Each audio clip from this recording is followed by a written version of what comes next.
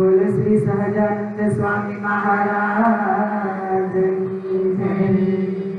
श्री गोपीनाथ जी महाराज की जय। श्री लक्ष्मी नारायण देव की जय। श्री नर नारायण देव की जय। श्री राधा रमण देव की जय। श्री मदन मोहन जी महाराज की जय। श्री विघ्न विनायक देव की जय। श्री कष्टभंजन देव की जय।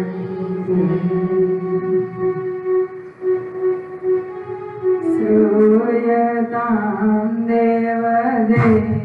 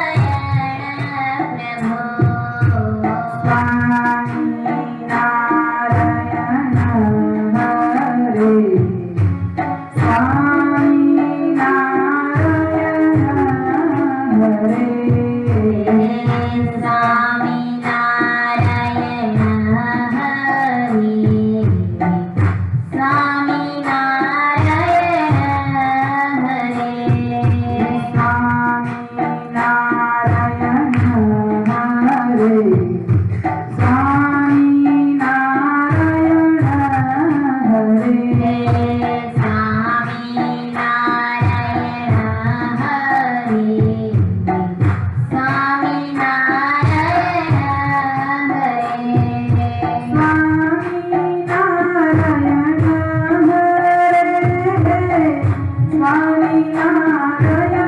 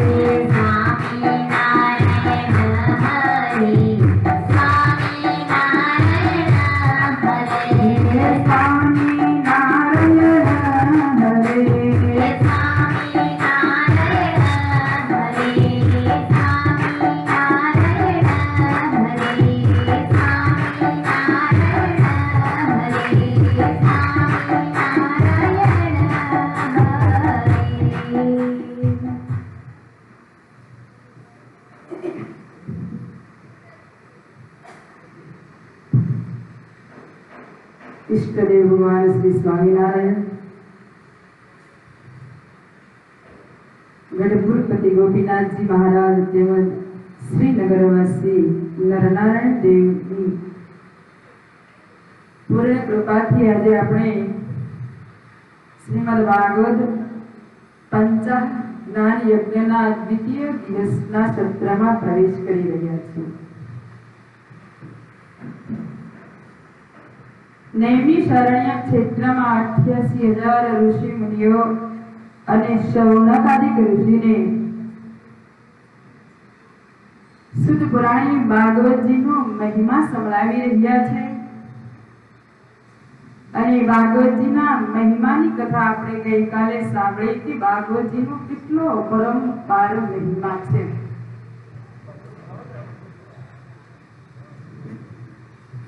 ભગવાન સ્વામિનારાયણે પણ ભાગવતજીના અનેક પ્રકારે વખાણ કર્યા છે અને ભાગવતજીને સૌથી શિરમોર સ્થાન પણ આપ્યું છે, કારણ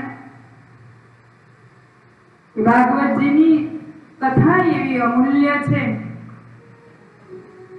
जे जीवात्मा जाने अजाणे।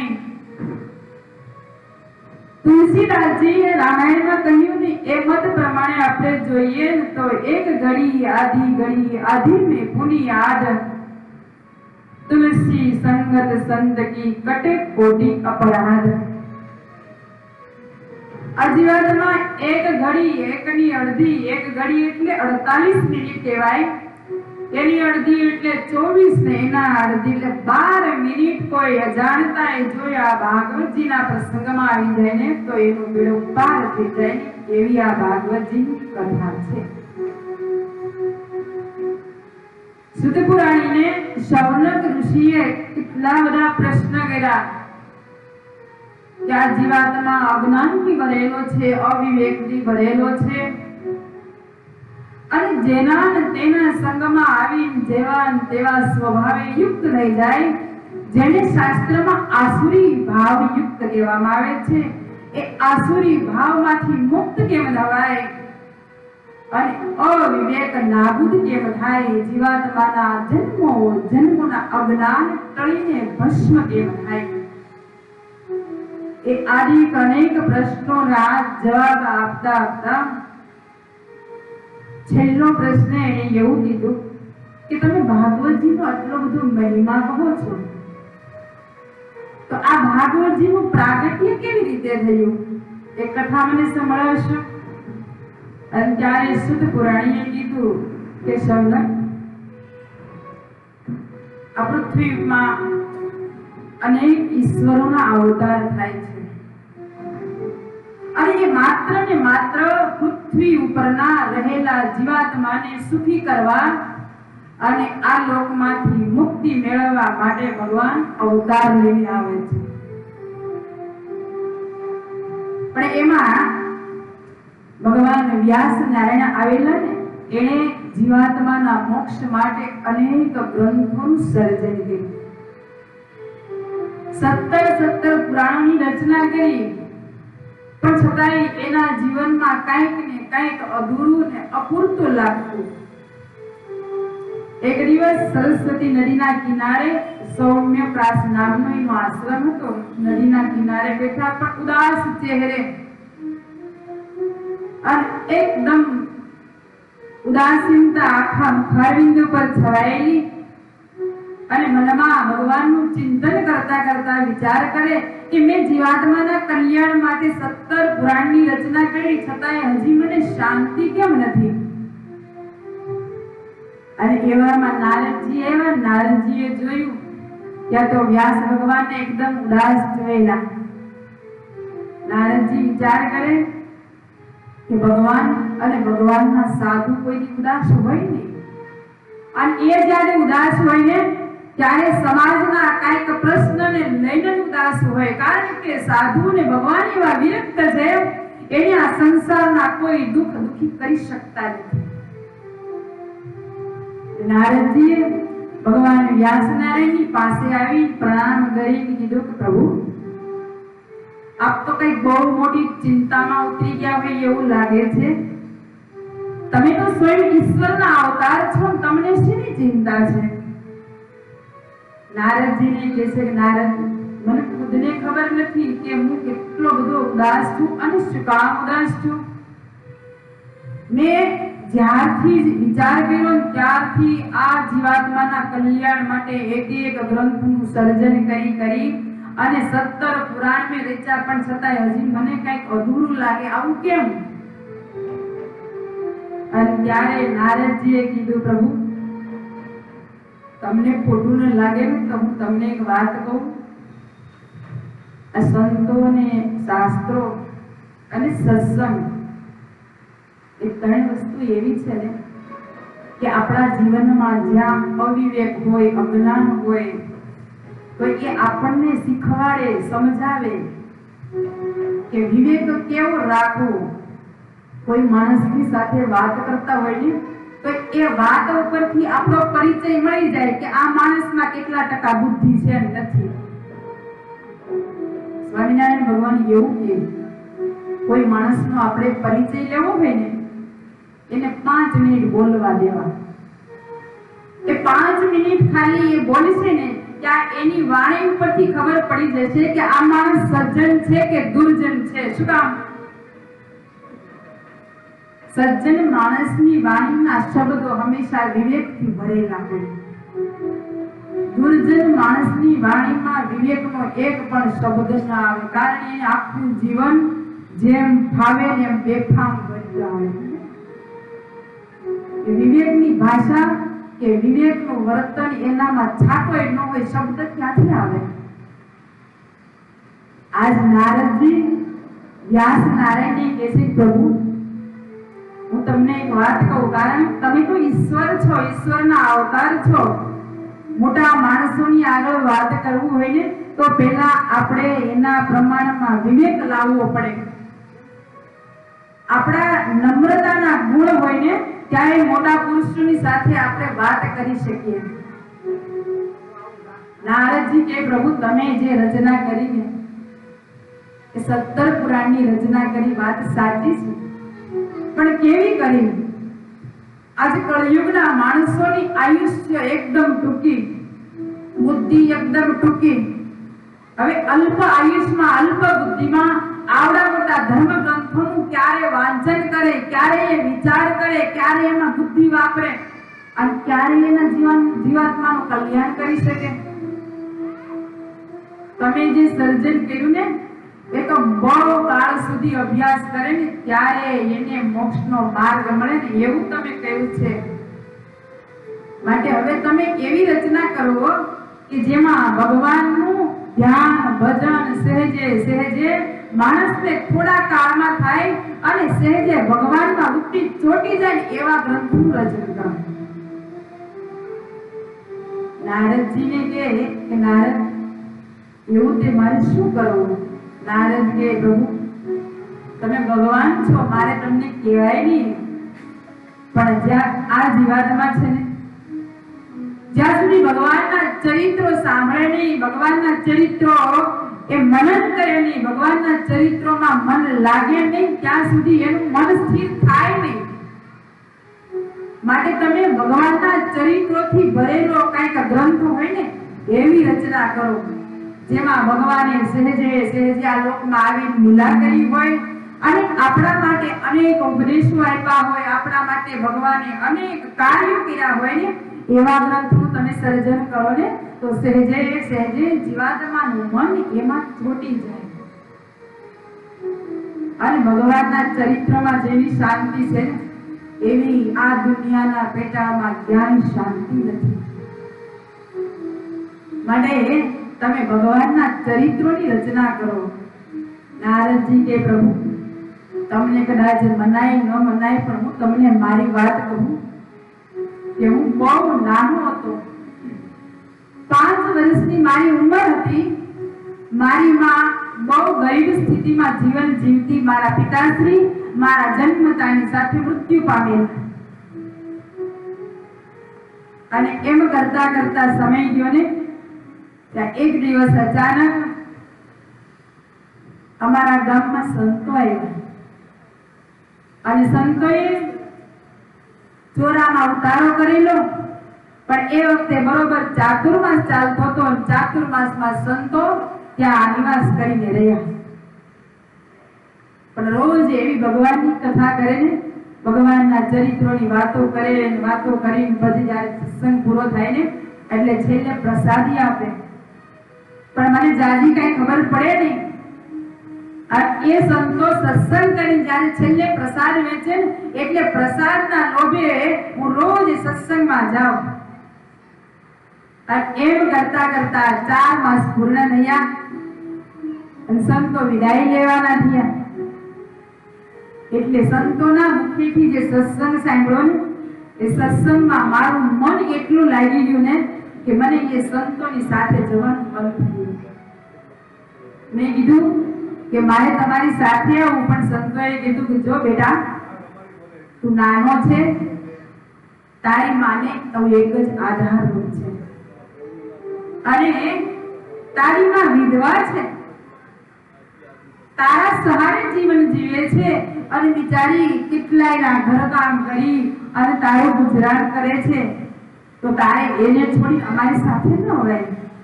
માટે એક કામ કર, જ્યાં સુધી તારી માં છે ને ત્યાં સુધી તું એમની સાથે રહે. આટલું કહીને સંતો જતા રહ્યા. નારદજી વિચાર કરે. નારદજી કે પ્રભુ બહુ નાનો હતો, મારી માં એકલી અને એને ઘરના કામ કરી દાસીપણાના કામ કરી મારું ગુજરાન કરાવે. અને એમ કરતા કરતા એક દિવસ અચાનક ગાય દોવા ગઈ અને સર્પે દંશ કર્યો. મારી માતા મૃત્યુ પામી. પછી મને એમ થયું કે ઈશ્વરની જેવી ઈચ્છા, માનો અંતિમ સંસ્કાર કરી અને હું સંસાર છોડી જંગલમાં ચાલ્યો. મને બીજી કોઈ ખબર નહીં, પણ જંગલમાં જઈ અને એક વટવૃક્ષની નીચે ઉભો રહી સંતોએ જેવા મને ચરિત્રોની વાતો કરેલી ને એ બધી વાતો યાદ કરી ભગવાનના સ્વરૂપનું જે વર્ણન કર્યું હતું ને એ સ્વરૂપને ધ્યાન કરી અને ભગવાનને યાદ કરી નામ સ્મરણ કરું. એક દિવસ થયો, 2 દિવસ થયા. એમ કરતા કરતા મને રોજ એવો વિચાર આવે કે અરે મને સંતોએ જે ભગવાનના સ્વરૂપનું વર્ણન કર્યું હતું એ ભગવાન મને દર્શન ક્યારે દેશે? અને નારદજી એવા આકળાણા. નારદજીને એમ થયું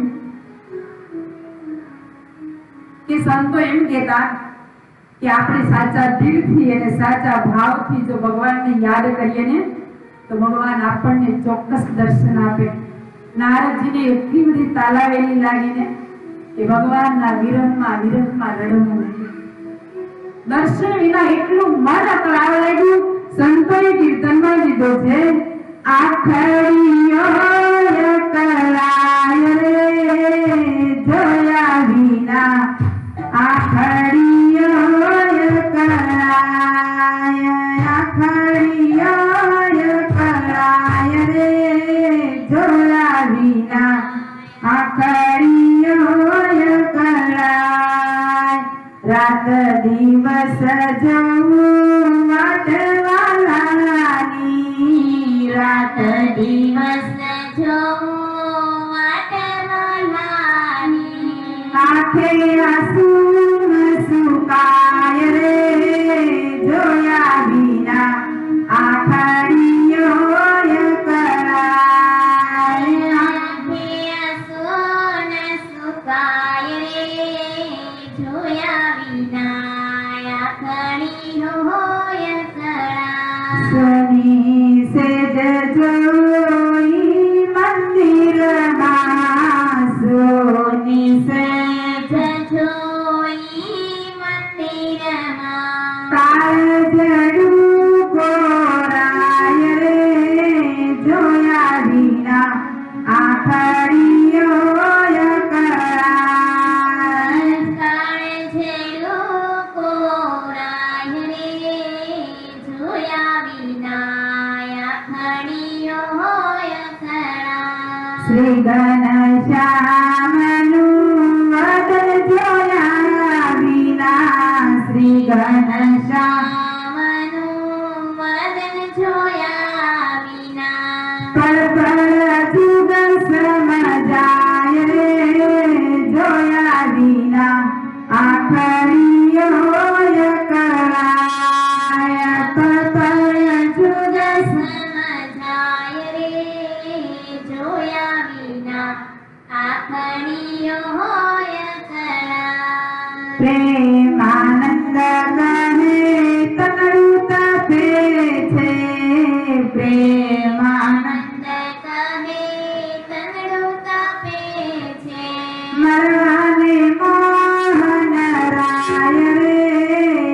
જોયા વિના આખડીઓ કરાય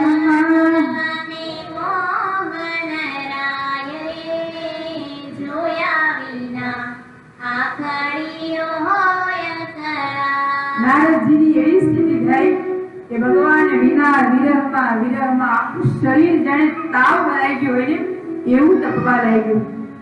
અને જ્યારે એટલો વિરહ થયો ને ત્યારે આકાશવાણી થઈને આકાશવાણીએ કીધું કે હે નારદ, તમે જેના દર્શન માટે ઝંખી રહ્યા છો ને એ દર્શન તમને આ જન્મે નહીં થાય.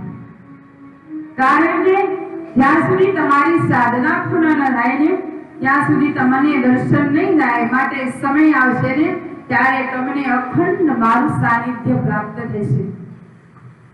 આટલી આકાશવાણી નહીં નારદજીને એમ થયું કે હજી મારી સાધના અધૂરી છે. નારદજીએ તપ કરતા કરતા એ દેહને પૂર્ણ કર્યો અને સમયાંતરે ભાગવતજી કહે છે કે 1000 ચતુર્યુગ પ્રાપ્ત થયો. વિદ્યા બાદ એ નારદજી બ્રહ્માના માનસ પુત્ર તરીકે જન્મ ધારણ કરી અને પ્રગટ થયા. ત્યારે ભગવાનનું મન થઈ અને પ્રગટ થયા.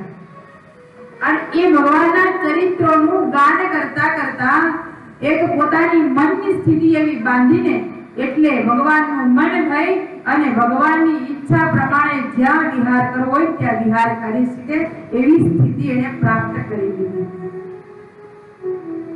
નારદજી કહે છે કે પ્રભુ, આ ભગવાનના ચરિત્રનો પ્રતાપ આવો અપરંપાર છે. અને જ્યાં સુધી જીવાત્માને ભગવાનના ચરિત્રોમાં મન ન લાગે ને ત્યાં સુધી એને ભગવાનનો મહિમા ન થાય. ભગવાનના ચરિત્રોમાં જેને રસ પ્રગટ થાય ને એને જ ભગવાનનો મહિમા થાય. ભગવાનનો મહિમા થાય પછી ભગવાનની પ્રાપ્તિ થાય. આ જગતમાં જેને જેનો મહિમા હોય ને એનું એને ચિંતન થતું હોય. આપણે સંસારમાં જીવન જીવતા હોઈએ તો આપણા જીવનમાં જેના પ્રત્યે આપણને લાગણી હોય એના જ ચિંતન, એના જ વિચાર સતત થયા કરે. શું કામ? આપણા જીવનમાં એનું આપણે કંઈક સ્થાન રાખી બેઠા હોઈએ છીએ. પરિવારમાં હોય તો પરિવારમાં છોકરાઓ, બાળકો એ માતા પિતાને પોતાના જીવનમાં એવા આધાર માની બેઠા હોય કે એની સિવાય દુનિયામાં કોઈ છે જ નહીં. કેમ કે એ માતા પિતા એનું પોષણ કરતા હોય, એનું પાલન કરતા હોય એટલે એનો આધાર એ દેખાતો હોય છે.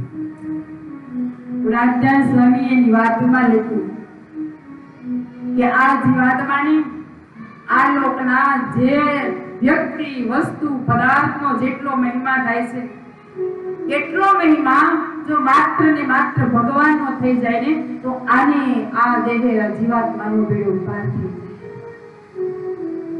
ભગવાન સ્વામિનારાયણ એકવાર લીમડો નીચે સભા કરીને બેઠા અને બધા સંતોની પાસે બોલાવીને કીધું, જો સંતો, આ જીવાત્માના કલ્યાણ કરવા હોય ને તો પોતે પહેલા આપણે કઠિન માર્ગો પર ચાલવું પડે.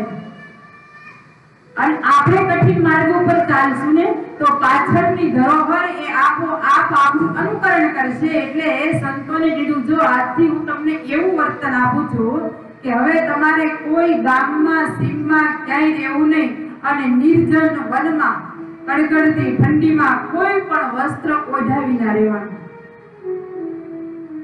મહારાજે આવી આજ્ઞા કરીને એટલે સંતોએ કીધું, ભલે મહારાજ, જેમ તમે કહો એમ અમે કરવા તૈયાર છીએ, પણ તમે અમારી પર સદાય માટે રાજી રહેજો. અને આવી આજ્ઞા કરી સંતોને વિચરણ કરવા માટે મોકલ્યા.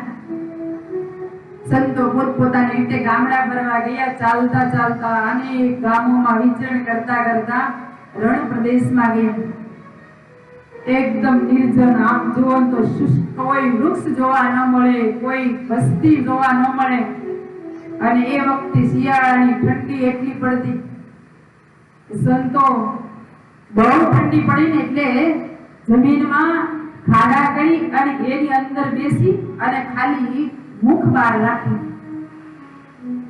રાતના 12 વાગ્યા સ્વામિનારાયણ ભગવાન માણકી ઉપર ચડીને આવ્યા. જોયું મારા સંતો કેવી રીતે રાત વ્યતીત કરે છે. આમ દૂરથી આવે ત્યાં તો અંધારાની સ્થિતિ, એ વખતના જમાનામાં લાઇટની કઈ આવી વ્યવસ્થા નહીં, તો નાની નાની ઢગલી પડી હોય એવું દેખાય. અને એક મોટા વડીલ સંત હતા ને, એ ચારે બાજુ આમ પ્રદક્ષિણા કરતા હોય ને એવી રીતે ફરતા ફરતા નામ સ્મરણ કરે અને ભગવાનને યાદ કરે.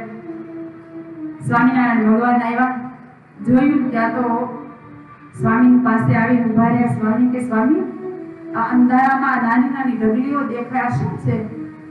મહારાજને બે હાથ જોડી વંદન કરી દીધું. મહારાજ, એ ઢગલીઓ નથી, એ સંતોને અતિશય ઠંડી લાગીને ઠંડી સહન ન થઈ શકી એટલે થોડા ખાડા કરી અને એમાં બેસી તમારું ધ્યાન કરે છે. મહારાજ, આ હિંસક વૃત્તિઓ, હિંસક પ્રાણીઓ આવી અને કદાચ કોઈ નુકસાન ન કરે ને, એટલે હેરાન પરેશાન ન કરે એટલે મહારાજ આવી રીતે ધ્યાન કરવા બેઠા છે. સ્વામિનારાયણ ભગવાનના આંખમાં આંસુ આવી ગયા. મહારાજ કે, ઓહો સંતો, મારા એક વચનને ખાતર તમે આટલું દુઃખ સહન કરો છો? મહારાજને કે, મહારાજ, અમે તમને સર્વાધાર માન્યા છે. અમારો જીવન પ્રાણ જો કોઈ ને તો તમે છો. મહારાજ, જ્યારથી અમે તમને જ્યારે સમજ્યા છે, જ્યારથી તમારો મહિમા થયો ને, ત્યારથી આખું જીવન તમારે શરણે સમર્પિત કર્યું છે. મહારાજ, હવે અમારે તમારા રાજીપા સિવાય કોની આશા હોય? મહારાજ આટલું સાંભળી ત્યાંથી રવાના થયા. દાદા ખાચરના દરબારમાં આવી લીંબ વૃક્ષની નીચે બેઠા. બધા સંતોને આજ્ઞા કરી જ્યાં હોય ત્યાંથી બધા દાદાના દરબારમાં આવે. બધા એક પછી એક આવવા લાગ્યા. સભા ભરાઈ. મહારાજ કે, સંતો, તમને મેં આવું કઠિન વર્તન ધારવાનું કીધું તો તમે કેવી કેવી રીતે રહેતા? બધા સંતો ઉભા થઈને કે, મહારાજ, અમારી સ્થિતિ એટલી બધી કરુણ હતી ને કે અમે તમારી સામે વર્ણન કરી શકીએ એમ નથી. પણ મહારાજ, તમારો અમારી ઉપર એટલો બધો ઉપકાર છે, તમારો રાજીપો એટલો છે ને, એટલે અમને એમ થાય કે મહારાજની આજ્ઞા જેમ બને ને એમ અમારી યથાર્થ પાલન કરવી. પણ છતાંય મહારાજ, એવું બન્યું કે એ કડકડતી ઠંડી અમારાથી સહન નથી ને, એટલે અમે ક્યારેક ક્યારેક ઝાડના આધારે જીવન જીવતા, ક્યારેક કોઈક વાડીમાં ઉભા ગયા હોય ને તો એને ઓથે રહીને મહારાજ અમે રાત વ્યતીત કરતા. અને આટલું કીધું ત્યારે મહારાજ કે, અરે સ્વામી, તમને એ ઝાડનો આધાર સારો લાગ્યો, એ વાડીના ઓઘા તમને સારા લાગ્યા. આજે આ જગતમાં જે જીવ આવે છે એની બધાની આવી જ સ્થિતિ હોય છે. નાના મોટા આધારને લઈ પોતાના જીવન સુખી માનતા હોય છે, પણ એને ક્યારેય ઈશ્વરનો આધાર જેવો જોઈએ ને એવો બનાતો નથી. નહીતર એને આ લોકમાં નાના મોટા આધારના બંધનમાં બંધાવવું ન પડે. મહારાજને કે, મહારાજ, તમે શું કહો છો? અમે કઈ સમજ્યા નહીં. મહારાજ કે, સ્વામિનારાયણ ભગવાન કે, જુઓ સંતો, સાંભળો, આ જગતમાં જીવને આ લોકના આધારે અનેક પ્રકારે જીવન જીવવા ગમે છે. કોઈને ભગવાનને આધારે જીવન જીવવું ગમતું નથી. અને જેની જીવ ભગવાનને શરણે થઈ જાય અને ભગવાનને આધારે જીવન જીવતો થઈ જાય ને, તેથી એને કોઈના આધાર લેવા ન પડે. આપણું બધાનું આવું જ છે. આપણે પૈસાને આધારે જીવન જીવીએ, ઘર સંપત્તિને આધારે જીવન જીવીએ. આપણે ઘરમાં કાંઈક નાની મોટી ખોટ હોય ને તો એના માટે આપણે કેટલા દુખી થતા હોઈએ.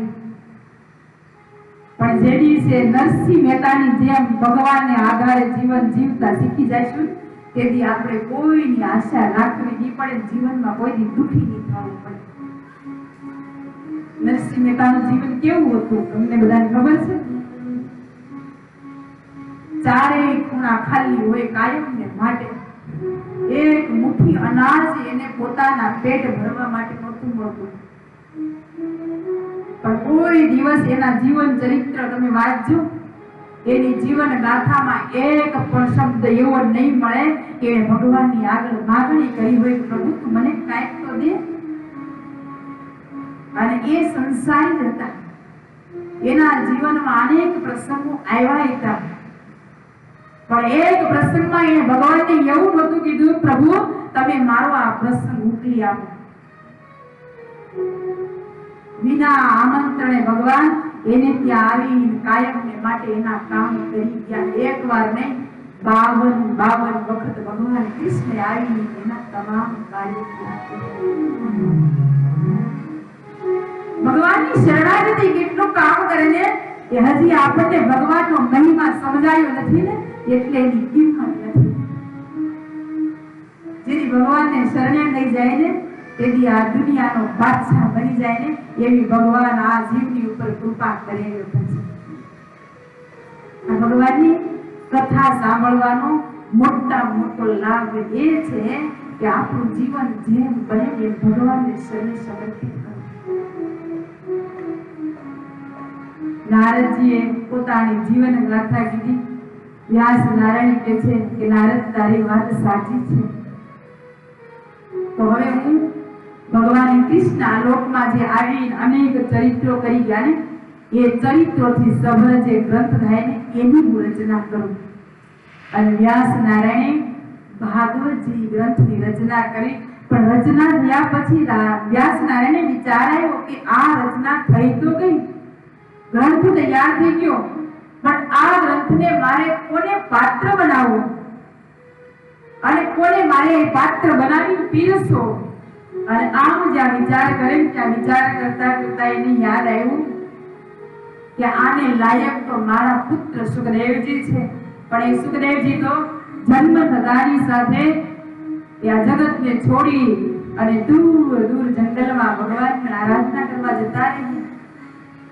વ્યાસ નારાયણને વિચાર થયો કે એને મારે લાવવા, પણ કેવી રીતે લાવવા? કારણ કે એનો જ્યારે જન્મ થયો ને ત્યારે એણે ભગવાનની પાસે માગણી કરી હતી કે મારે આ લોકમાં આવવું છે પણ માયાનું એક પણ બંધન મને બાંધી ન શકે ને એવી રીતે આવવું છે. ભગવાન કે એવી રીતે તો કેમ આવી શકાય? કારણ કે આ લોક જ માયાનો ભરેલો છે, માયાના બંધનથી ભરેલો છે, તો જે આવે એને માયા તો લાગે જ. ત્યારે સુખદેવજી મહારાજે એવું કીધું કે જો પિતાશ્રી, એમના પિતા સ્વયં વ્યાસ ભગવાન હતા. અને વ્યાસ ભગવાનને કીધું તમે માત્ર ને માત્ર ગાયના શિંગડા ઉપર ગાયનો દાણો લઈને એટલી વાર માયાને સ્થિર કરાવી આપો ને તો હું જન્મ લઈ ચૂકું. જન્મ લઈ લો એટલે મને માયા બાદ કરી ન શકે.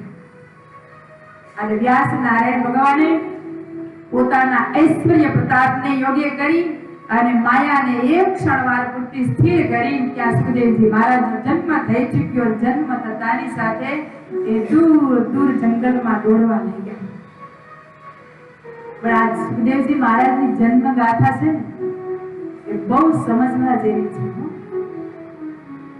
એ જ્યારે એમની માતા અરણી દેવી હતા, એના ઉદરમાં હતા ને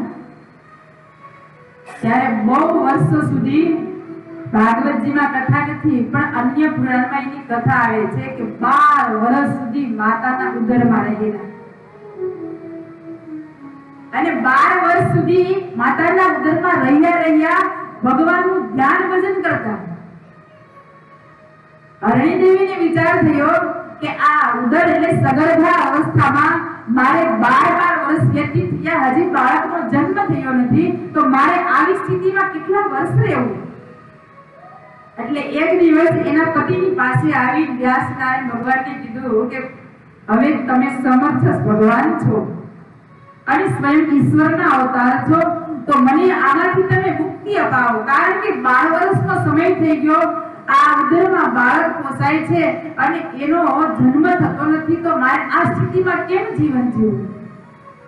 અને ત્યારે વ્યાસ નારાયણ ભગવાને એ ઉદરમાં રહેલા બાળકને કીધું બેટા 12 વર્ષનો સમય થયો, તારી માતાને આ સ્થિતિમાં રહેવું પડે, કેટલું દુઃખ પડે, માટે તું હવે જન્મ ધારણ કર. અને ત્યારે ઉદરમાં રહેલા સ્વયં સુખદેવજી મહારાજે એવું કીધું પિતાશ્રી, હું બહાર આવું ને તો મને માયાનો ડર લાગે, માયા બંધન કરી લઈને તો મારે પાછું ભવાટવીમાં ફરવું પડે, મારે માયાના બંધનમાં આવવું નથી ને એટલે હું બહાર આવતો નથી. વ્યાસ નારાયણ કે પણ બેટા તારી માતાને આ સ્થિતિમાં રહેવું કેટલું દુઃખ પડે તને ખબર છે? સુખદેવજી મહારાજ કે હા પિતાશ્રી મને બધી ખબર છે, પણ માયાની ડર બીકે હું અહીંયા જન્મ ધારણ કરતો નથી. તમે માયાને સંભાળી દો ને તો હું જન્મ ધારણ કરું. પછી વ્યાસ નારાયણ ભગવાને માયાને સંભાળી અને સુખદેવજી મહારાજનો જન્મ થયો. અને એ સુખદેવજી મહારાજની સાથે આ સૃષ્ટિમાં જેટલા જીવાત્મા જન્મ્યા ને એ બધાય વિરક્ત થઈ ગયા, માયાના બંધનથી મુક્ત થઈ ગયા અને એ 9 લાખ યોગી થયા. અને એ સ્વામિનારાયણ ભગવાન જ્યારે નવલખા પર્વત ઉપર ગયા ને એ ત્યારે 9 લાખ યોગીને એક સ્વરૂપ ધારણ કરી અને 9 લાખ રૂપે મળીને એની ઈચ્છા પૂર્ણ કરી. તમને કઈ આમાં અચરજકારી લાગી? મને તો આ કથા બહુ અચરજકારી લાગી. કેમ?